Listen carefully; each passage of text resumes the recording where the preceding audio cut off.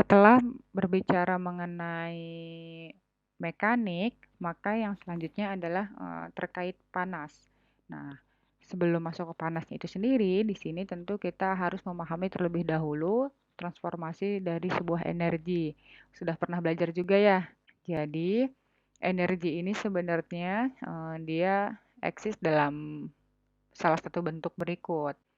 Yang pertama itu energi mekanik, yaitu energi potensial yang tersimpan dalam pegas melingkar atau energi kinetik pada mobil yang bergerak, itu energi mekanik. Kemudian ada juga energi panas, misalkan panas yang dihasilkan oleh kompor, oleh gesekan, oleh matahari, dan lain sebagainya itu termasuk energi panas. Lalu ada juga energi kimia, misalkan energi yang terkandung dalam batu bara, baterai, dan lain sebagainya. Keempat, ada energi listrik. Tentunya energi listrik adalah energi yang dihasilkan oleh generator atau bahkan oleh sebuah petir. Jadi petir itu termasuk energi listrik. Dan yang terakhir itu misalkan energi atom, di mana energi ini yang dilepaskan ketika inti atom itu dimodifikasi. Seperti kita tahu, hukum kekekalan energi itu mengatakan bahwa meskipun energi tidak dapat diciptakan atau dimusnahkan, energi itu dapat diubah dari satu bentuk ke bentuk lainnya melalui alat atau mesin yang sesuai. Misal, energi kimia yang ada di batu bara ini dapat kita ubah menjadi energi panas dengan cara membakar batu baranya misalkan. Atau energi panas yang ada di dalam uap, kemudian kita bisa ubah menjadi energi mekanik dengan cara apa? Yaitu menggunakan turbin. Atau misalkan energi mekanik yang tadi itu dapat kita ubah menjadi energi listrik melalui apa? Generator. Nah, contoh-contoh tadi kayak misalkan tungku untuk memanaskan batu bara, turbin untuk menggerakkan energi mekanik, atau misalkan generator untuk menghasilkan listrik itu adalah mesin-mesin atau alat yang memang digunakan untuk melakukan transformasi energi, untuk melakukan perubahan energi. Sayangnya, setiap kali energi diubah, outputnya itu selalu lebih kecil daripada input. Karena apa?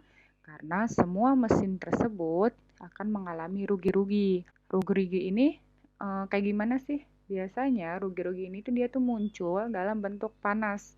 Jadi misalkan generator, turbin, dan lain sebagainya, ketika digunakan untuk mentransformasi energi untuk waktu yang lama, maka pasti mesin tersebut akan mengalami panas. Nah, panasnya inilah yang dikatakan sebagai rugi-ruginya. Panas tadi itu bisa menyebabkan suhu mesin naik. Nah, dengan demikian, energi listrik yang disuplai ke motor, sebagian itu akan dihamburkan sebagai panas dalam belitannya. Selain itu, sebagian energi mekaniknya juga dia akan hilang.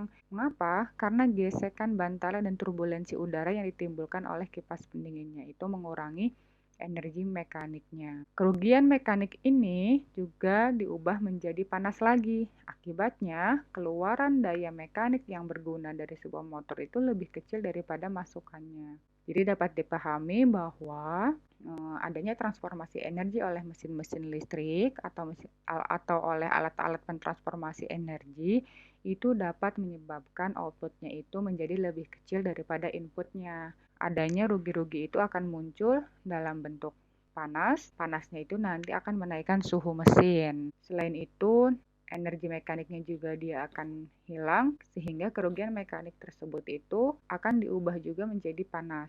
Akibatnya yaitu tadi outputnya itu akan lebih kecil daripada inputnya. Lalu bagaimana mesin tersebut dikatakan efisien? Maka efisiensi mesin itu dapat kita hitung melalui persamaan berikut, yaitu untuk menghitung efisiensi adalah daya output dibagi daya input ya, ini tidak terlihat garisnya, jadi daya output dibagi daya input dikalikan 100, atau misalkan ada persentase jadi 100% misalkan. Jadi misalkan daya outputnya sekian dibagi sekian dikalikan 100, kemudian ada persentasenya.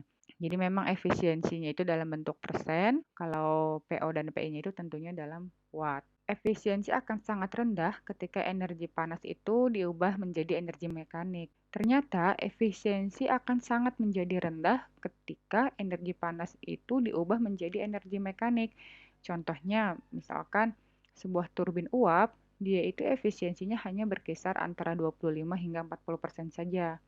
Atau mesin pembakaran dalam mobil, kemudian dalam diesel itu hanya berkisar antara 15 sampai 30%. Jadi betapa rendahnya ya efisiensi ini sehingga kita harus ingat bahwa sebuah mesin yang memiliki efisiensi sebesar 20% dalam bentuk losis itu dan losisnya itu dalam bentuk panas tentunya, maka dia hanya menerima 80% energinya saja. Berbeda kasus dengan motor listrik yang dia itu mengubah energi listrik menjadi energi mekanik, maka efisiensinya itu dia lebih tinggi, 75 sampai 90-an persen, tergantung dari ukuran motornya itu sendiri. Jadi, efisiensi dari mesin-mesin listrik itu dia berbeda satu dengan yang lainnya.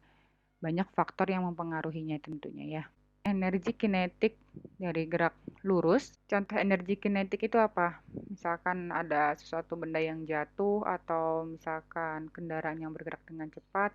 Intinya sesuatu yang berkaitan dengan gerak, itu namanya energi kinetik. Jadi energi kinetik ini seperti yang kita ketahui dalam ilmu fisika, yaitu setengah mv kuadrat. Energinya dalam satuan joule, masanya dalam kilogram, kecepatannya dalam bentuk meter per sekon. Ketika sebuah benda atau katakan misalkan sebuah kendaraan itu bergerak cepat dengan memiliki energi kinetik tertentu, maka untuk menghentikannya pasti kita menggunakan rem kan. Panas gesekan yang dihasilkan dari rem itu dia sebenarnya mengorbankan energi kinetiknya. Sehingga ketika kendaraan tersebut berhenti maka semua energi kinetik yang ada itu telah hilang sebagai panas karena tadi di rem itu. Selain energi kinetik untuk gerak lurus, maka selanjutnya ada juga energi kinetik untuk gerak berputar atau biasa kita kenal dengan istilah momen inersia. Benda yang berputar juga dia akan memiliki energi kinetik. Selain benda yang bergerak lurus, maka benda yang berputar itu juga dia akan memiliki energi kinetik.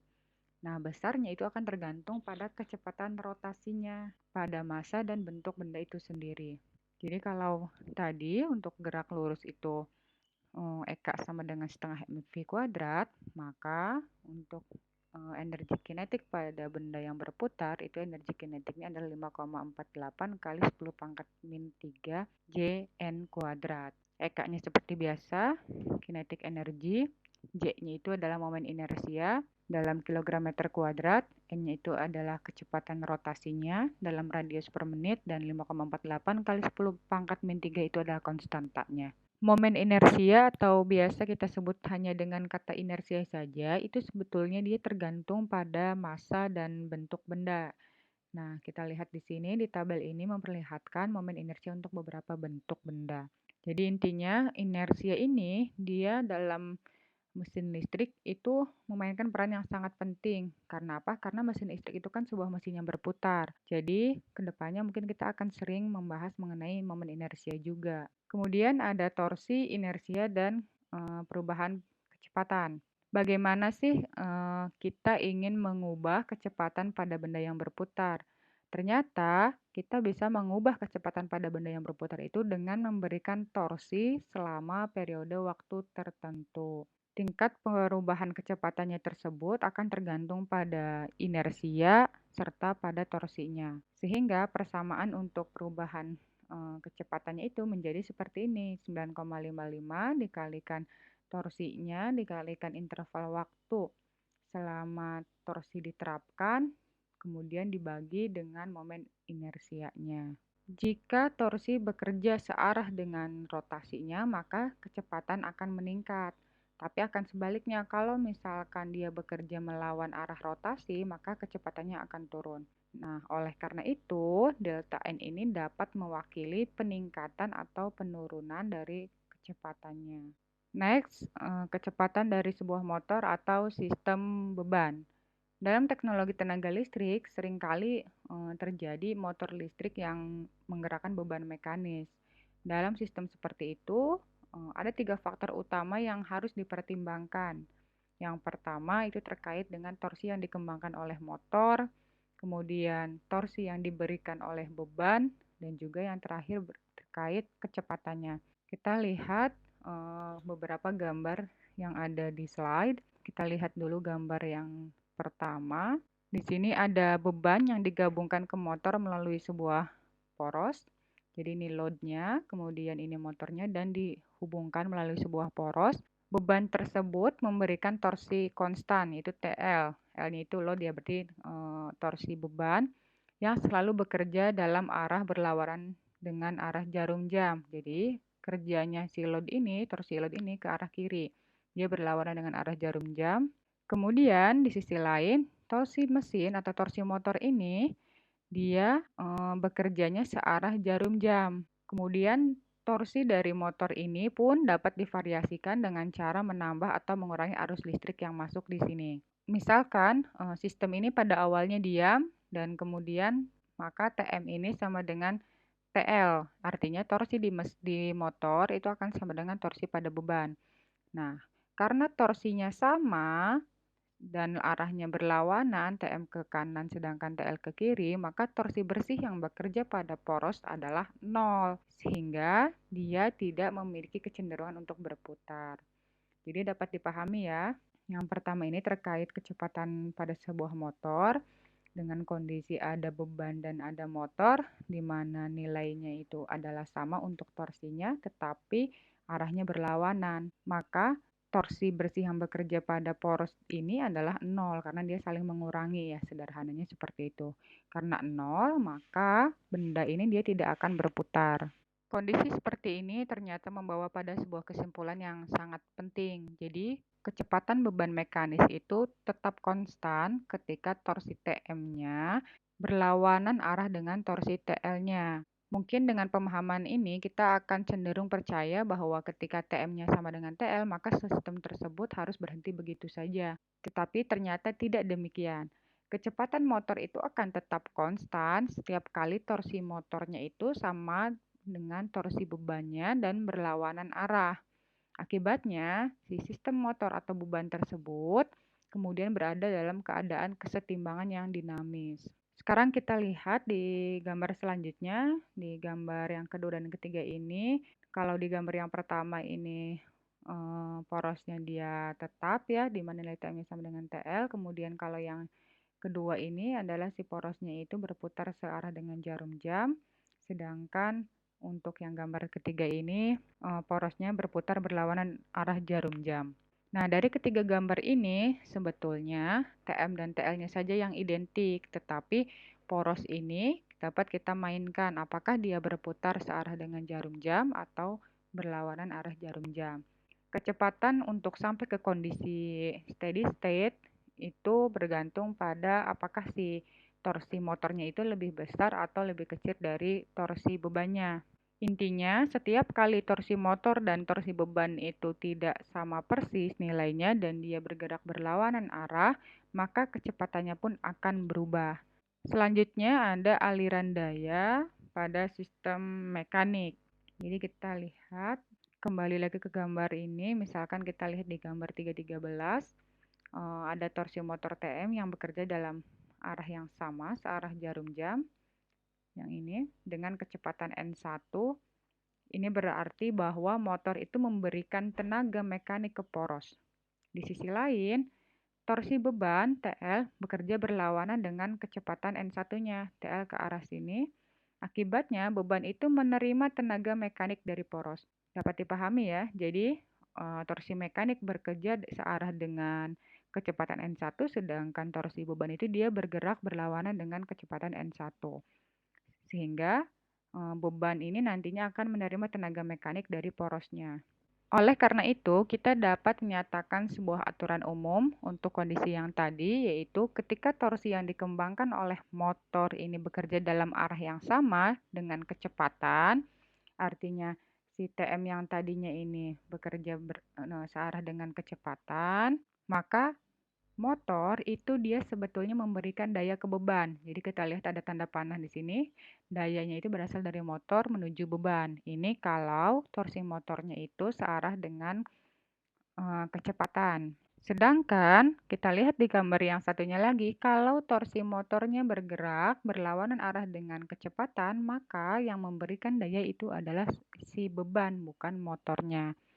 Jadi dapat dipahami bahwa aliran daya dalam sebuah mekanik sistem itu berkaitan dengan torsi motor dan juga kecepatannya, tergantung apakah dia searah ataukah berbeda arah. Selanjutnya, di sini ada motor yang menggerakkan beban yang memiliki inersia.